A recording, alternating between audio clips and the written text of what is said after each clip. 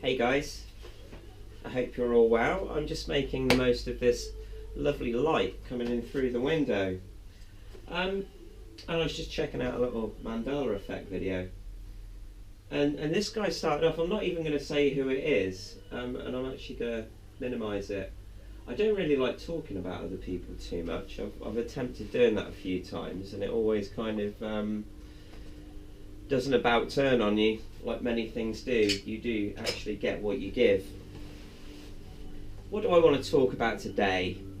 Yeah, this guy was going on about, he was using a lot of computer terms and stuff and programming terms. And there's the plane right on cue, or helicopter, or whatever these sounds are. I'm sure they're start machinery and stuff in a minute. But yeah, a word that came to me the other day was capas. I was in my meditation and hooking up to the cloud, as it were. And the parallels between what I believe memory and mind to be and how computers work nowadays are intrinsically linked. And I'd never... So I was thinking, we have a random access memory, and we've got an internal hard drive, and we also have an external hard drive. And when we go into meditation, we're able to kind of access our cloud, as it were, where we've put information over past lifetimes. So there's like a big database, you know. And when we meditate, if we're not doing kind of a focused meditation, if we're not going there for any particular reason, when we come back it can be really overwhelming, because we can't actually kind of fit all of that information from all those past lifetimes onto our tiny kind of hard drive that we have in comparison. So it all came down to capacity, and the word I was left like mantra-like in my mind was capas. And I thought it was Latin or something like that. But it actually means, or one of the meanings, it's an acronym. And Wikipedia, corrective and preventative action, also known as corrective action, preventative action, or simply corrective action.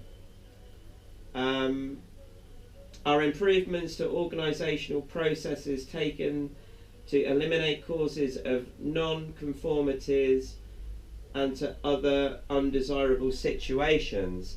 So I'm imagining this is a processing, computer term to do with processing. I haven't actually read it. I should have read more on this the other day, but the word kappa come to me, or capas. And when I put in capas, kappa come up with the acronym for corrective and preventive action. Now I believe that kind of our mind, as it were, whatever that is, or our interface to the overmind, I feel a lot more comfortable saying that, has been hacked or gets hacked. Because when I return back from meditation with certain little bits of information like that, my mind will be blank, other than kind of one kind of golden egg, and that egg will be infinite. That will go on. I know that capas and the corrective action and all that. There's a deeper truth. There's a deeper message, but it had to be kind of put into kind of that little packet of information. You know, I had to be given that little clue, because that's all I was able to kind of, yeah, I'm hooked up at the moment. That's all I could actually get through the scanners with when I came back into this reality. And being like a golden egg, once that comes to fruition, these things just grow and grow and grow. And yeah, computer terms. So, or using computer terms, I'm not really that kind of knowledgeable when it comes to computers or memory or storage or capacity or anything like that. I've learnt. I've probably learnt more over the last 2 years with having hard drives die and having to replace the hard drive and upgrade my RAM because this is a fairly old machine. And when I get frustrated with it, I miss the allegory, the metaphor. And I've often said that in our outer world, we reflect our inner kind of discontent or inner imbalances. And yeah, that was the case. You know, my hard drive was fucking so full that I couldn't make sense of anything because I rarely defragged. That's kind of what meditation does as well. It gives you kind of clear the attic a little bit, get things into order, kind of delete old files and old cookies. You know, where's I going with this? Speaking to myself again. That's great. So yeah, clearing all that stuff, kind of defragging your hard drive, making sure that your hard drive isn't overwhelmed.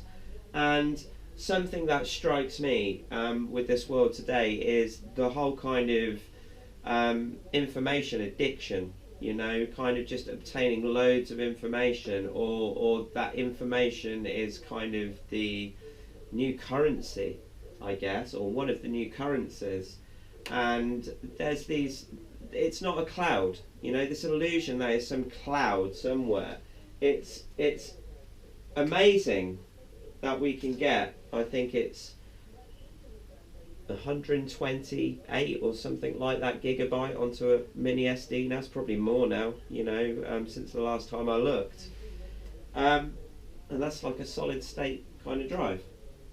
Yeah, my first ever laptop was 2 gig less than what that little card is there. And many years ago, on a show called Going Live, which is a kids' TV show in England, on April Fool's Day, they had a chip that was just like the old regular SD cards, or the regular SD cards, and it was for a device called a chippy, and it was bigger than my phone. It's probably bigger than that hard drive. It was kind of like the size of a Walkman, and they said that they could fit the whole top 40 music chart onto one of these little chips, and it was mind-blowing and mind-boggling. And they said at the end of this show that it was actually an April Fool's Day prank. So decades later, when indeed I can now get, I mean, I've got 32 gigabyte, I think I've got a 64, I've just ordered a 128 gig one. These are, it's unbelievable to me in many respects, you know, but it just goes to show that information, you know, can be just kind of reduced down to such tiny, minuscule things, amounts or formats. QR codes is something that I'm playing around with at the moment. I'm fascinated by how we can take something. It was actually another guy that another video I was watching where he said that you can actually make your own. So I downloaded an app, and yes, I'm able to put really quite long messages or web links or anything like that into a little QR code, my own QR code or my own barcode. I can do this now. I can print these things, and I'm going to link that in with my my fairy doorways idea. You may have seen the fairy doorways. People kind of pick out a tree, a really nice tree, and they make a door for the. In fact, no, they don't. I'm kind of. Fairies live in the trees, and yeah, fairies and hobbits and the elementals kind of make these doorways on trees. But I'd like to make some of these doorways, and I'm going to take them into the city, into the fair city of Oxford. Don't tell anyone it's me, and you guys can get involved. What I'd like to do with these little fairy doorways, I'm going to make announcements to the to the sheriff and the local council and stuff on behalf of the hobbits and the fairies and the elementals, saying that due to overdevelopment in the green belt around Oxfordshire, lots of kind of these creatures, they're not creatures, people, beings, creatures. I apologise to all my friends in the fairy kingdoms.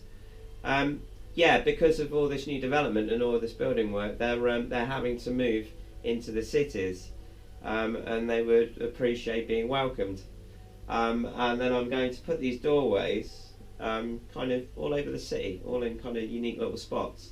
And for those people that actually open the doorway, I'm going to put a little QR code inside, which will have a little mystery trail and yeah, some nice information. And it's just a nice way of sharing kind of information, something a little different than the internet, and it catches the imagination. And the people that do look, those are the only people that I'm really kind of interested in. And the other thing that I want to do, I haven't actually got one at the moment, a little memory stick. This will probably be part of it. Memory sticks. I've seen how people do data dumps with little memory sticks. So they drill a hole in like a wall or a tree, and then they will put a USB into the tree or the wall, and from time to time they'll put different information on there. And obviously you can put these anywhere, you know, and affix it, as long as you've got something to kind of hook on, like a something that isn't Apple, something that's kind of USB friendly. I've got a little tablet somewhere, but yeah, a nice way of kind of building a network and a community that isn't yeah, so censored, you know. I think I'm more intrigued to see how long a lot of these kind of little fairy doorways last before the fun sponges come along and start removing them, or saying I'm causing criminal damage. But I kind of want to take myself out of the equation by kind of, it gives me a medium, it gives me a voice that I can kind of address the city in a kind of fun way, and not really have to take responsibility for too much of what I say. Yeah, because that's the art of being kind of a channel or a poet or whatever, man. You just kind of, yeah, do something to capture the imagination. Anyway, yeah, that's really kind of gone. So yeah, using technology to kind of try and do something a little less mainstream. And this whole idea about us being computers, that's what I wanted to talk about. I got there, see? The trained mind does not need a watch or a diary. Watches are a confidence trick invented by the Swiss. Yeah, there's a talk, and it talks about the D-Wave computer, or it's about other dimensions, and it's got Shazam kind of looking, what's his name, Neil deGrasse Tyson, that looks like Sinbad. Yeah, that dude. He was kind of he was talking about, he's with a professor, and the professor's talking about how they found Shannon code, and they haven't actually found Shannon code within the kind of the fabric of the universe. The way that talk is done, and the way that kind of deGrasse Tyson interacts with the dude, is just so telling, because he kind of changes his words and he changes what he means. Now, the mathematical formula, or the kind of formula, the code that these guys are using to describe the fabric of the universe, they're saying it's akin to, well, it's not akin to it, because they're using that, they're trying to say it looks like that, you know, and therefore it's a computer simulation. No, all computers are a simulation, you know, and the idea that we're living in a simulation, it's interesting, you know, but the kind of computer that they're trying to or the kind of computer most people are using, kind of controlling this beautiful illusion, whatever it is, Yeah, that's nothing like computers we know, you know. And it's not a computer, it's not a machine in that sense. If it kind of indeed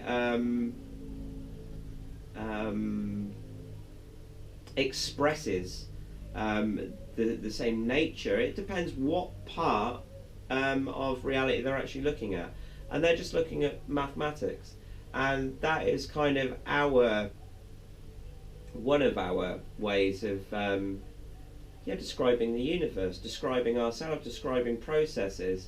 But you can't put your maths on top of kind of something that always was, you know, because our maths wasn't. I believe it's more like a yeah, it's a set of clues. You know, it's a set of equations maybe, or that's the equation they've got.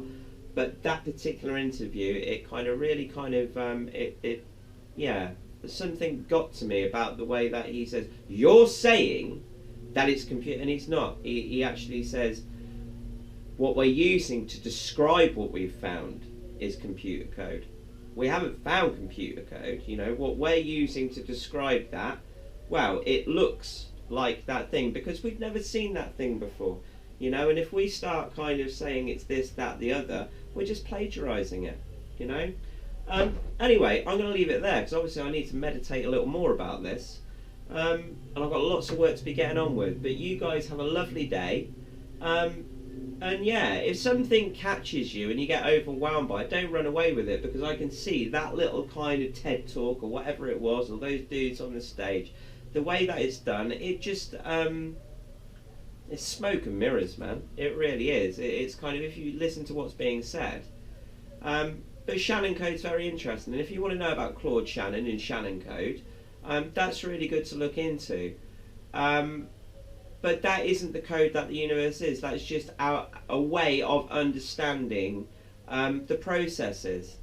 And yeah, if you want to know about programming and data storage and click farms and stuff like that, and kind of that crazy world, check out Silicon Valley by the prophet that is Mike Judge, that also did Idiocracy and Office Space. I was never too keen on Beavis and Butthead, but Office Space rocks. Idiocracy is just a prophecy. He said he didn't realise he was writing a documentary when he wrote that movie. But anyway, yeah, watch some movies. I've learned some of my greatest wisdom from movies, you know, and I'm not ashamed to say it. Not enough people do speak too highly of movies. They all think they're programmed and predictive programming, and it's not always the case, you know, because I listen to people that just see such deep truths in some movies, and I experienced that myself, you know. Anyway, yeah, I feel good about that today. Not too long. You guys have a nice day. Keep being you.